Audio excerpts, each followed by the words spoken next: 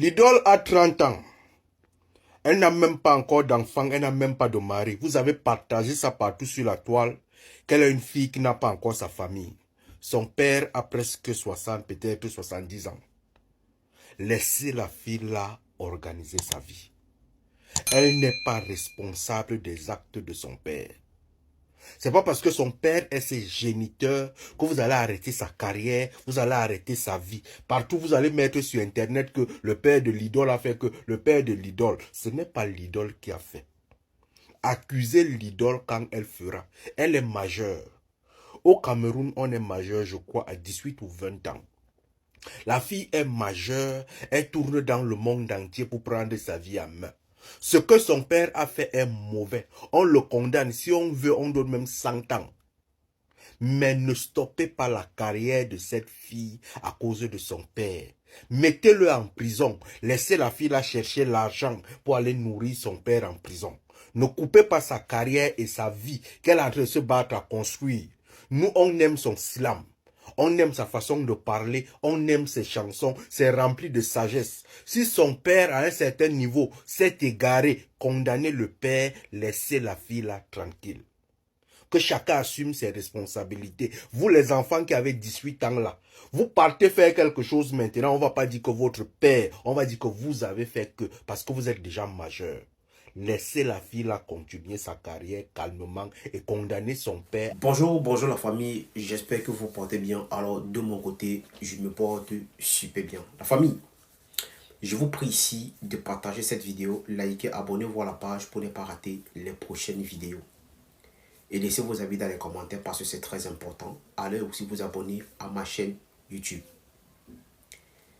Nous allons revenir encore sur le cas de notre fils, notre enfant, Mathis qui est mort, que le père de l'idole a ôté la vie.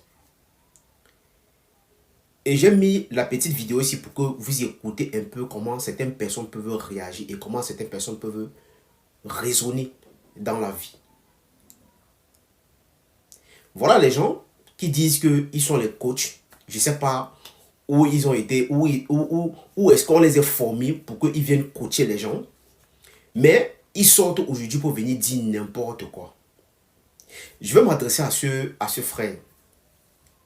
Parfois, vous dites parfois des choses qui éduquent. Mais à un moment, vous tombez très bas. Pourquoi? Parce que ici, on parle de mort d'homme. Ce n'est pas seulement une seule personne qui est morte. Il y a deux.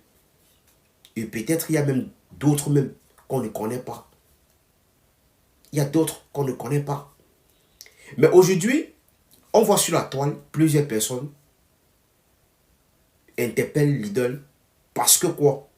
C'est son père qui a commis un acte pareil. Et quand ton père commet un acte pareil, on doit t'interpeller. Oui, on doit t'interpeller. C'est pas comme si peut-être on était jaloux d'elle ou comme si peut-être on l'aimait pas. Non, on l'aime tellement même. Mais il faut qu'on l'interpelle pour que au moins elle dise quelque chose par rapport à ce problème. Et si on l'a interpellé, c'est parce que c'est son père. Pourquoi? Parce que quoi? Ce n'est pas seulement un enfant qui est parti. Il y a deux. Un enfant et un papa. Qu'aujourd'hui, ce papa se retrouve à la morgue. Que vous ne parlez même pas de ça. Vous ne parlez pas de ça. Mais ce qui est le plus important pour vous, ce qui vous intéresse, c'est que non, il faut qu'on laisse l'idole tranquille pour qu'elle puisse continuer sa carrière pour aller nourrir son papa en prison. Donc pour vous, vous encouragez les gens à commettre les actes pareils juste parce que les enfants vont s'engager à travailler de l'argent pour aller rendre visite à cette personne-là en prison et faire tout pour le faire sortir parce que c'est ce que vous encouragez. Parce que vous l'encouragez, donc vous ne condamnez pas l'acte qui vient juste de commettre. Ce n'est pas l'acte là que vous condamnez.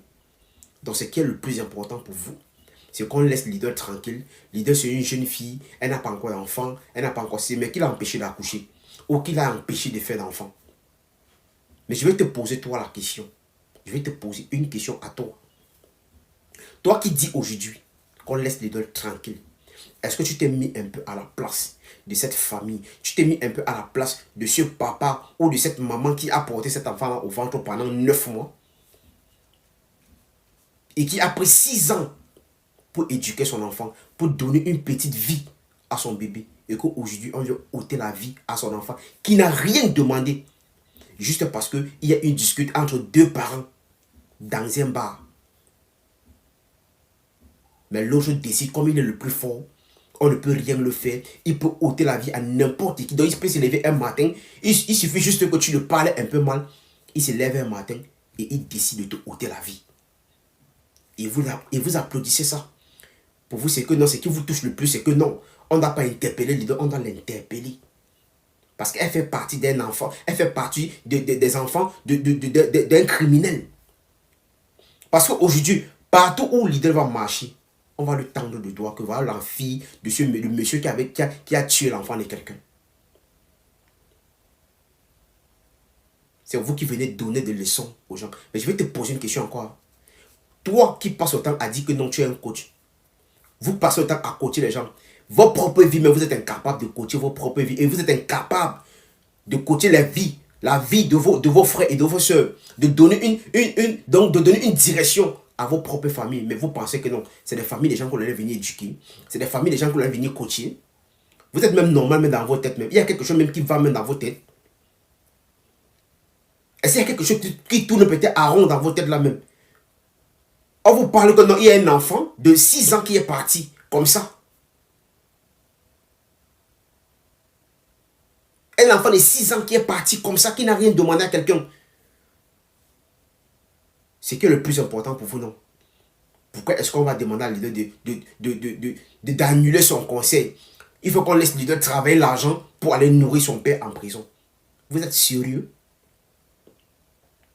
Est-ce que vous avez la fait l'enfant un jour? Est-ce que vous êtes même sérieux même?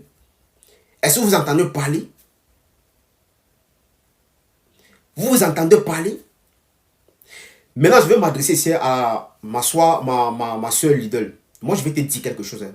Sois attentif dans cette histoire. Pourquoi? Parce que tous ces gens-là qui tournent autour, qui sont là pour te dire, qui sont là pour à chaque moment, pour faire peut-être des panels, pour faire des vidéos, pour dire qu'ils te soutiennent là. Fais très attention parce que demain après-demain, ces mêmes gens vont se retourner contre toi. Ces mêmes gens vont se retourner contre toi. Le conseil que moi je vais te donner, même si tu vas faire des sorties, il faut demander justice pour cet enfant-là. Il faut que tu demandes qu'on puisse condamner ton père, fermement même. Et c'est ce qu'il faut faire.